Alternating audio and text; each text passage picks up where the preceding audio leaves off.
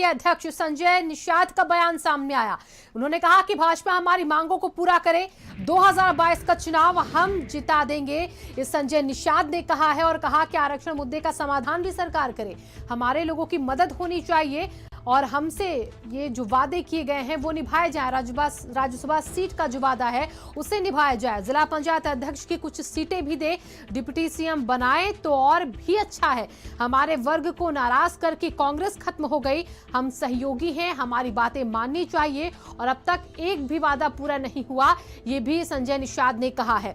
तो आज deputy CM का चेहरा दो, ये मांग भी रखी। कहा कि अगर डिप्टी सीएम का चेहरा देते हैं तो बहुत अच्छी बात है।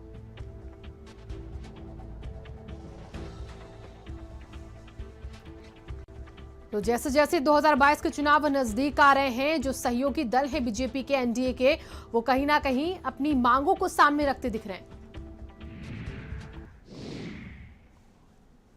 हमारे स्टेट हेड वीरेंद्र जी जुड़ चुके हैं ज्यादा जानकारी के साथ। वीरेंद्र जी, देखिए जो बीजेपी है अब उसके लिए बड़ी मुसीबत तो उनके कहीं ना कहीं खेमे के लोग ही बनते जा रहे हैं। बिल्कुल, देखिए उत्तर प्रदेश में निषाद पार्टी का 150 के करीब सीटों पर प्रभाव है और बीजेपी इसको अच्छी तरह से जानती है।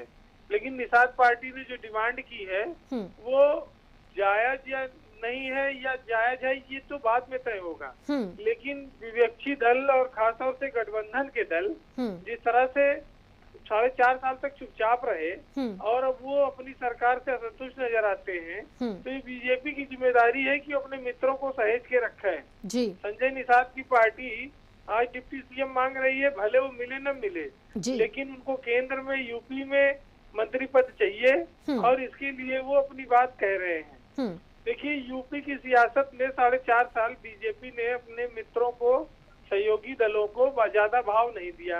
अनुप्रिया पटेल है या संजय निषाद है या आज की तारीख में ओपी राजभर जो बाहर जा चुके हैं। तो ऐसे में जो लोग इनको छोड़कर चले गए उनकी इन्होंने कदर नहीं की। जो लोग हैं उनको भी लगता है कि हमारी उपेक्षा हुई, तो अब वो अपनी नई मांगे रख रहे हैं। केंद्रीय नेतृत्व तय करेगा बीजेपी का और यही सब वजह है कि लोग असंतुष्ट रहे। अब संजय निषाद की डिमांड तो बहुत बड़ी है, ये बिल्कुल होगी कि नहीं। जी बिल्कुल वीरेंद्र जी, देखिए राजभर जिस तरीके से अब कहीं ना कहीं जो विपक्ष है उसके साथ मिलकर लड़ने के लिए तैयार है, असदुद्दीन ओवैसी से मिले, तो अगर अब ऐसे में अगर निषाद पार्टी को नहीं संभाला गया तो क्या वो भी बीजेपी को नुकसान पहुंचा सकती है इसी तरीके से? बिल्कुल, देखिए विधानसभा चुनाव में तो 500 वोट, 2-2 वोट, 1-1 वोट बड़े मायने रखते हैं। बिल्कुल। और निषाद पार्टी करीब 150 सीटों पर अपने प्रभाव का दावा कर रही है। अगर ऐसे में बीजेपी से अलग होकर वो लोग चुनाव लड़ते हैं तो बीजेपी को नुकसान होगा। बीजेपी 5 साल सरकार चलाए हुए है, एंटी इनकम्बेंसी का नुकसान होगा।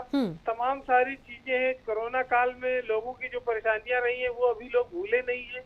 ऐसे में भी अगर उनके सहयोगी दल ये डिमांड करते हैं तो, और अगर बीजेपी उन्हें संतुष्ट नहीं करती तो स्वाभाविक है कि बीजेपी नुकसान में रहेगी। जी बिल्कुल वीरेंद्र जी, देखिए इन्होंने कई मांगे रखी। एक तो आरक्षण की बात कही, इसी के साथ कहा कि हमारे कुनबे को नाराज ना किया जाए। डिप्टी सीएम का जो पद की बात तो करे, वो एक बहुत बड़ा मसला हो सकता है, उस पर क्या बात होगी। लेकिन ये जो मांगे हैं, क्या ये सारी मांगे बीजेपी मान सकती है उन्हें मनाने के लिए?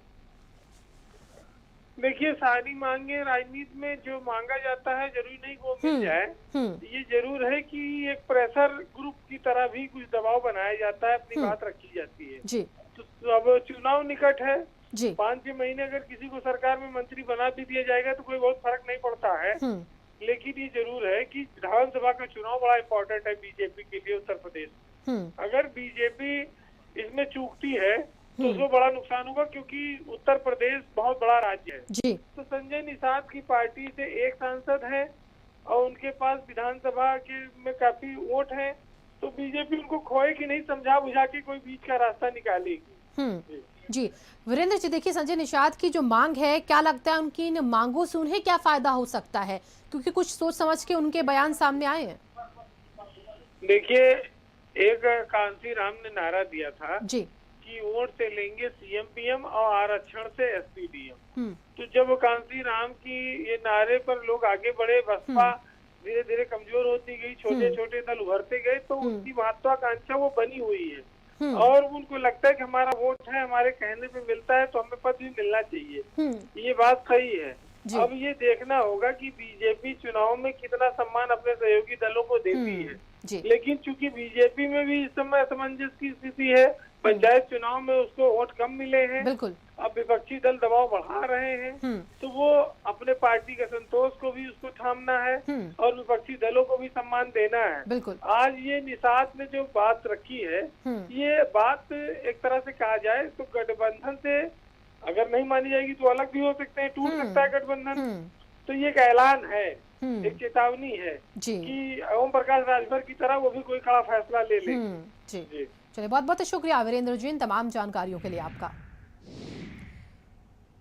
निषाद पार्टी के राष्ट्रीय अध्यक्ष